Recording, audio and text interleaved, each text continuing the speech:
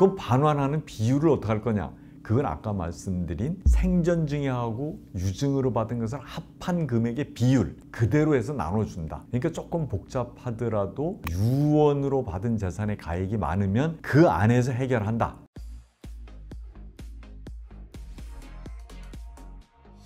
안녕하세요. 행복한 상속의 홍순기 변호사입니다. 이번 시간에는 지난 시간에 예고를 드린 대로 증여도 있고 유증도 있을 때 그 유류분 반환의 순서와 범위에 관해서 말씀을 드리겠습니다. 아직까지 구독자가 아니시면 구독, 좋아요 눌러주시면 큰 힘이 되겠습니다. 이제 생전 증여를 받을 수도 있고 상속인이 유언으로 증여를 받을 수도 있는데, 그랬을 때 유류분 권리자, 즉 유류분을 청구하는 사람 입장에서 어떤 순서로 받아야 되느냐, 이게 이제 우리 민법에 규정이 되어 있습니다. 그래서 이제 그런 부분에 관해서 좀 말씀을 드리겠습니다. 우선 대법원 2013년 3월 14일 판결을 한번 좀 보면요, 이제 공동상속인이 유언으로 받은 재산의 합계가 유류분 부족액보다 많다 그러면 각자가 유언으로 받은 재산에서 유류분 부족액을 반환하면 됩니다. 그러니까 유언으로 받은 재산이 유류분 부족액보다 많으면 생전증여에서 받은 재산으로 반환할 이유가 없다, 그런 얘기거든요. 그러면 생전증여나 유증을 많이 받은 사람들이 어떤 비율로 반환해야 되느냐, 그 문제가 있을 수 있잖아요.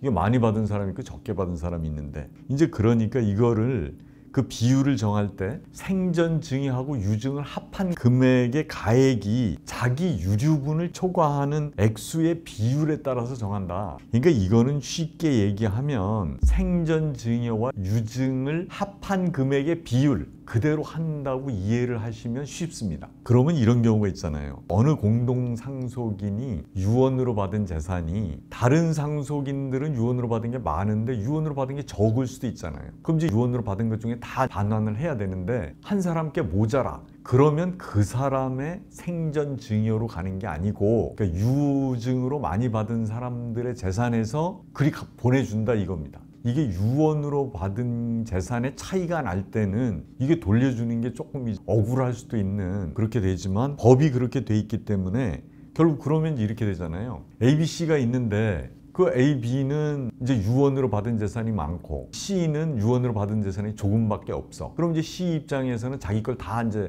반환을 했어요. 근데 모자란다고, 유류분이. 그러면 A, B가 C가 모자라는 부분을 자기들이 이제 반환을 하는데, 그 반환하는 비율을 어떻게 할 거냐? 그건 아까 말씀드린 생전증여하고 유증으로 받은 것을 합한 금액의 비율 그대로 해서 나눠준다. 그러니까 조금 복잡하더라도 유언으로 받은 재산의 가액이 많으면 그 안에서 해결한다. 해결하되 해결하는 방법은 생전에 증여받은 거, 유류분으로 받은 걸 합한 금액의 비율로 한다. 이제 일단 그렇게 아시면 좋을 것 같습니다. 그리고 예를 들어서 공동상속인이 수유재산이 몇 개가 있다. 한 사람이 몇 개가 있는데 그 사람이 그걸 다 반환해야 된다.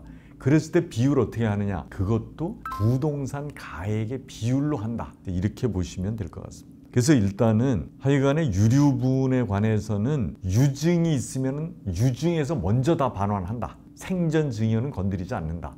근데 이제 유증으로 받은 게 다 끝나고도 유류분이 모자란다. 그러면 그때는 생전증여 받은 걸 가지고 반환한다. 이렇게 생각을 하시면 될 것 같습니다. 그래서 이게 우리 민법에 규정이 되어 있습니다. 우리 민법 1116조에 보면 유증을 반환한 후가 아니면 증여에 대해서 반환을 청구할 수 없다. 이렇게 되어 있거든요. 그럼 이제 예를 하나 들어보면 이렇습니다. 우선 K에게 A, B, C, D 4명의 자녀가 있고 이제 유언으로 받은 게 A가 12억, 그 다음에 B가 6억, 그리고 C는 유증은 못 받았고, 그런데 생전증여는 A는 못 받았고 B는 6억, C는 12억. 그러면은 세 사람이 다 12억씩 받은 거거든요. 그리고 D는 하나도 못 받았다. 그리고 이제 돌아가실 때 K가 남은 재산이 하나도 없다. 그러면은 이제 D가 유류분을 어떻게 받아야 되느냐, 그 문제인데, 우선 이걸 보면 그렇습니다. 지금 A는 유언으로 12억을 받은 거고, B는 유언 6억, 생전증여 6억을 받은 거고, C는 생전증여만 12억을 받은 거예요. 그러면 세 사람 거를 합하면 36억이고 이거를 4명이 나누면은 9억씩이 법정상속분입니다. 그래서 D의 유류분은 법정상속분의 2분의 1이니까 4억 5천만 원이 유류분이죠. 그럼 이건 이제 어떻게 반환해야 되느냐? 지금 D가 받아갈 게 4억 5천밖에 안 되니까 유언으로 받은 금액이 4억 5천이 넘잖아요. 그러니까 유언으로 받은 금액에서만 반환을 하면 되는데 비율을 보니까 A도 12억, B도 12억을 받았잖아요. 생전증여 유언을 합해서. 그러니까 결국 A, B가 같은 비율로 반환하면 되는 거죠. 그러니까 4억 5천을 2억 2,500만 원씩 반환하면 되고 생전증여만 받은 C는 반환할 필요가 없다. 이게 이제 제가 그 예시에서 제시한 것들입니다. 그래서 이제 반환 비율을 다시 한번 좀 정리해서 말씀드리면 지금 유류분 부족액을 수유 재산에서 반환할 때 결국은 분담할 액수는 생전증여하고 유언으로 받은 재산을 합한 그것의 비율이다. 이렇게 생각을 하시면 편합니다. 법에서는 그게 각자의 유류분을 초과하는 가액의 비율이라고 그러는데 그게 마찬가지입니다. 결국은. 그래서 여기 이제 아까 들은 예시에서는 A하고 B는 결국 D한테 같은 비율로 반환하면 됩니다. 이상 영상이 유익하셨다면 구독, 좋아요 부탁을 드리고요. 다음 시간에는 지금 유류분 의무자가 부당이득으로 반환해야 되는 그런 그 과실이 있습니다. 목적물의 사용 이익인데 그게 어떻게 되느냐. 유류분 자체는 뭐 물론 부동산 같은 건 반환하지만 거기에서 나왔던 과실이 있거든요. 뭐 임대료라든가 이런 게 과실인데 그럼 그거는 어떤 범위에서 어떻게 반환을 해야 되느냐 그런 부분에 대해서 좀 말씀을 드리겠습니다. 네, 감사합니다.